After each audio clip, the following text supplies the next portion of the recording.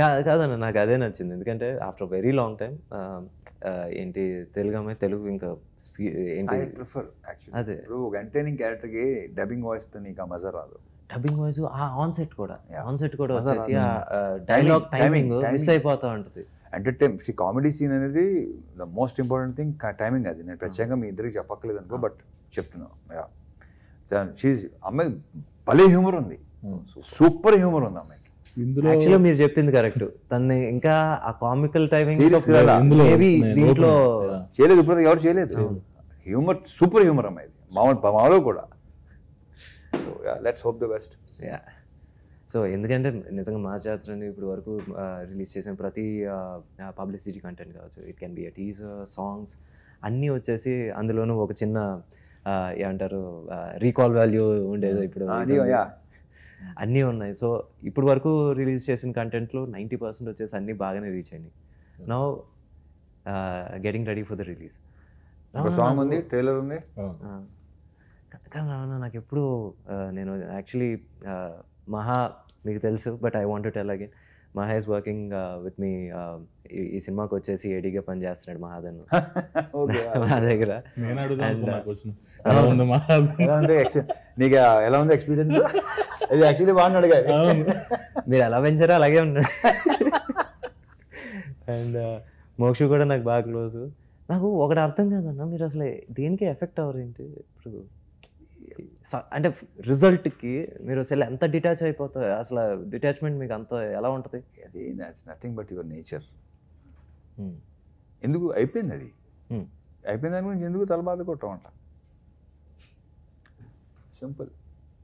నువ్వు గతాన్ని నిమరుచుకొని దాని గురించి ఫీల్ అయ్యి దానివల్ల నీ సిస్టమ్ దెబ్బతింటుంది. ఫస్ట్ ఆఫ్ ఆల్ ట్రై, అది ఊరికే వచ్చేది కాదు.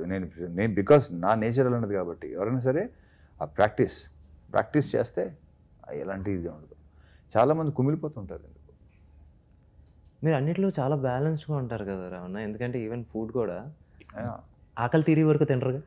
ఆకలి తీరే వరకు తిను, ఆకలి వేస్తే తిను, మరి ఇక్కడే అక్కడ దిగు, ఇక్కడ దాకా తినకంటున్నా. సో అందుకే మీరు ఇప్పటికీ ఇంకా జస్ట్ అలాగే.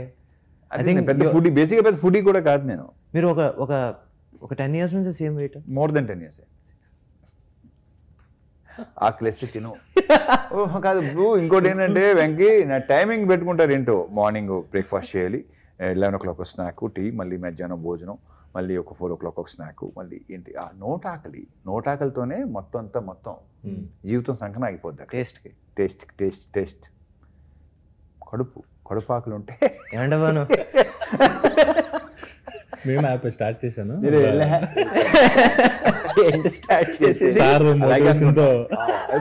వద్దు అది అవదమ్మా.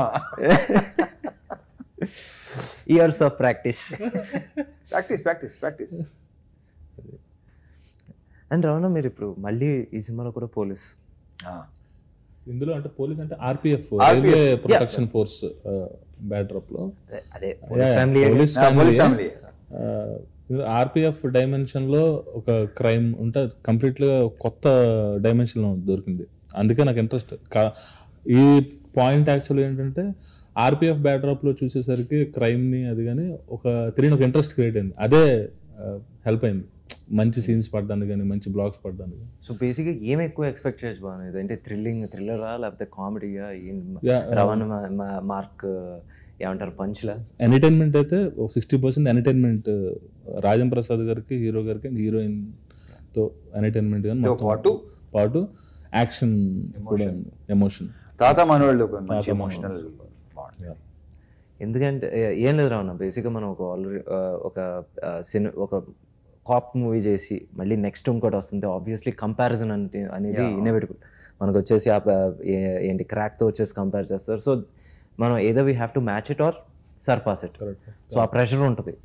సో ఏదర్ మనం వచ్చేసి play to our strengths. It can be entertainment, comedy, play to the ఏంటి సబ్జెక్ట్ ఆనెస్ట్గా ఉండి దాని థ్రిల్లర్ ఇది. సో అంటే యాక్చువల్గా ఆర్పిఎఫ్ డ్యూటీలో ఉన్న లిమిటేషన్స్, ఆ ప్రొఫెషన్లో ఉన్న ఇంట్రెస్ట్ ఏదైతే ట్రైన్ కానీ, రైల్వే స్టేషన్ కానీ, ఆ పర్స్పెక్టివ్లో చూస్తే కొత్తగా పడ్డాయి సీన్స్. స్వీట్స్ మాస్ సీన్స్ మంచి మాస్ సీన్స్, ఎలివేషన్ సీన్స్ అన్నీ ఉన్నాయి, కానీ నాట్ రెగ్యులర్గా ఒక కాప్ చేసే అలా కాకుండా ఒక సెట్ different, చూసాను అన్న, చాలా బాగుంది. ట్రైన్ మొత్తం అదంతా ఏంటి మంచి గ్రాండ్ గా ఉండింది set. చేశారు ప్రొడ్యూసర్ గారు. ప్రొడ్యూసర్ గారి గురించి వచ్చింది కాబట్టి ఒక మాట అన్న, మీరు వచ్చేసి ఫిల్టర్లెస్, అసలు ఏది దాచుకోకుండా చెప్పి మాకు ఎప్పుడైనా ఒకసారి ఫిల్టర్ అవచ్చేమో కానీ ప్రొడ్యూసర్కి రాదు. అసలు ఫిల్టరే లేదు, ఫిల్టర్ అనే వర్డే లేదు డిక్షనరీలో. ఇక్కడ ఫిల్టర్ లేదు, అక్కడ ఫిల్టర్ లేదు. నాకు అంటే రవణ్ వెరీ వెరీ ఓపెన్.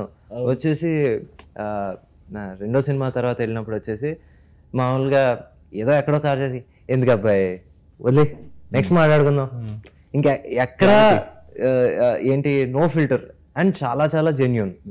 అలాగే నేను ఇంకో సినిమాకి వెళ్ళినప్పుడు కూడా మీకు చెప్పినట్టే, యాక్చువల్లీ సార్ కథ చెప్పినప్పుడు వచ్చేసి వెంకీ నాళ్ళు బిజీగా ఉన్నాను, మరి నువ్వు వెయిట్ చేయగలవా చెయ్యి, లేకపోతే మరి నేను ఎవరిని వెయిట్ చేయమని మాత్రం నేను అన్నాను, చూసుకో అంటే నాకు అలాగే ఒక 2-3 monthsలోనే ఇలాగా ధనుష్ గారికి ఇలా సెట్ అయింది. సెట్ అయిన తర్వాత వచ్చేసి ఫస్ట్ రవణ్గా వచ్చేసి అప్పటికి ఇంకా కోవిడ్ టైమ్స్ అంటే రవణ ఒకసారి కలవచ్చా అంటే వెంటనే వీడియో కాల్ చేశారు.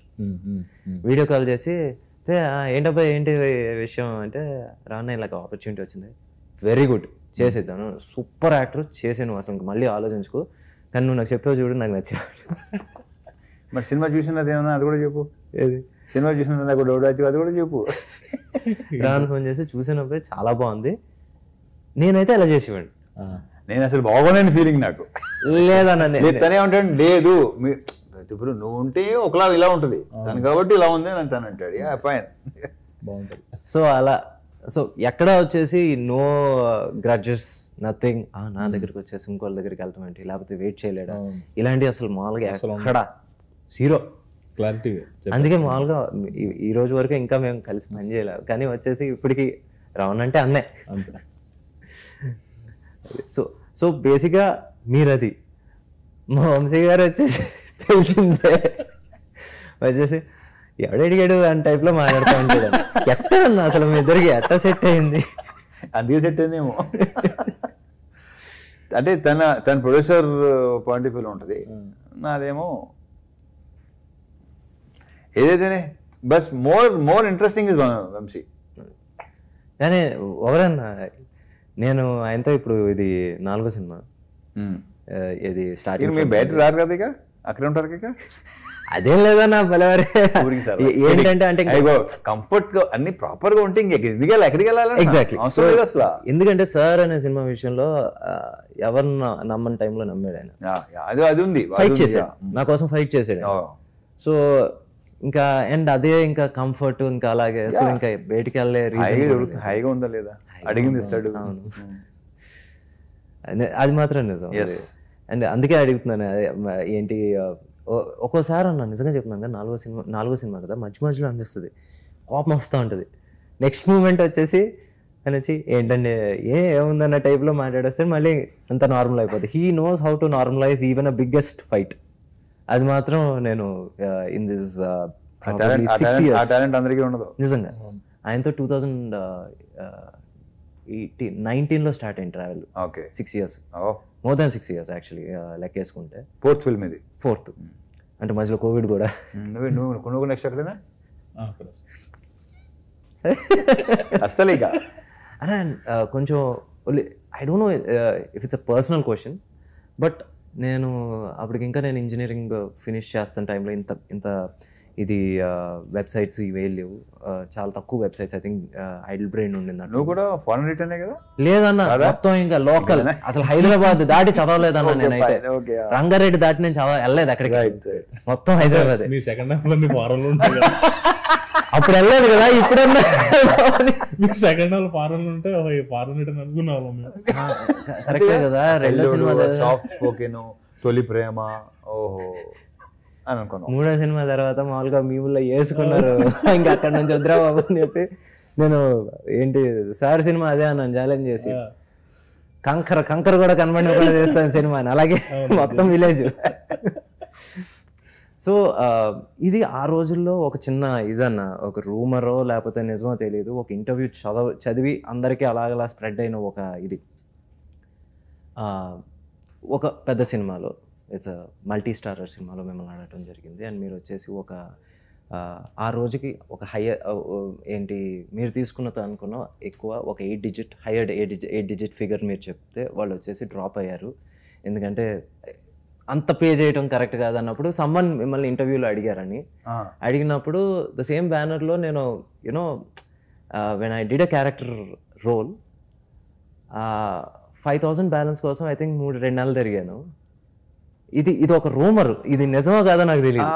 యాక్చువల్లీ క్వశ్చన్ కరెక్ట్గా లేదు. 5,000 అది నాకు అర్థం కాదు. So basically the same banner came to you after you became a star. అచ్చా హో ముందు అదా ఇయర్స్ బ్యాక్ 2004-5 2-3 అదే కదా. వస్తే అక్కడేమో అసలు జీతం కూడా ఇచ్చేవారు కాదు సరిగ్గా అసిస్టెంట్ డైరెక్టర్గా. So yeah fine. అప్పుడు ఒక పేమెంట్ ఒకటి అన్నారు. Okay fine. ఇక్కడ ఏంటంటే పొజిషన్ బట్టే వాల్యూ, పొజిషన్కే వాల్యూ, అది నమ్మితే చాలు. ఇప్పుడు ఆ రోజు అలా చేశారు కదా అని నువ్వు ఆ రోజు ఇలా చేసావు కదా అనేది అది నీ లాస్, అది నీ మూర్ఖత్వం, అది టోటలీ అది ఉండకూడదు. పెంచుకోకూడదు దాన్ని. ఓకే బికాజ్ ఆ రోజు నీ పొజిషన్ అది కాబట్టి నేను ఎలా ట్రీట్ చేస్తారు, ఈ రోజు నీ పొజిషన్ కాబట్టి నేను ఎలా ట్రీట్ చేస్తారు, అది ఓపెన్ ఫ్యాక్ట్ అది. సో దాన్ని నథింగ్, ఎప్పుడు చే సమస్య లేదు. మళ్ళీ అదే ప్రొడక్షన్లో సినిమా చేయడం జరిగింది. సో ఆ రోజు నేనెంతో అంతే. ఆ రోజు నా పొజిషన్ బట్టే కదా ఏదైనా సరే, పొజిషన్ బట్టే ఉంటుంది అంతే. Simple is that. బట్ ఏంటంటే ఓ టైంలో మనకి రావాల్సింది రాకపోతే చిన్న అది అసలు ఏమో రాలేదు ఏంటండి, అప్పుడప్పుడు ఏవో చిన్న చిన్న ఖర్చులు అప్పులు ఉంటాయి కదా. ఆ విషయంలో నేను ఒప్పుకుంటాను. ఎందుకంటే నేను కూడా మామూలుగా రాజుగారి దగ్గర అసిస్టెంట్ డైరెక్టర్ దిల్రాజు గారు బ్యానర్లో పనిచేశాను ఆల్మోస్ట్ 4 years అది.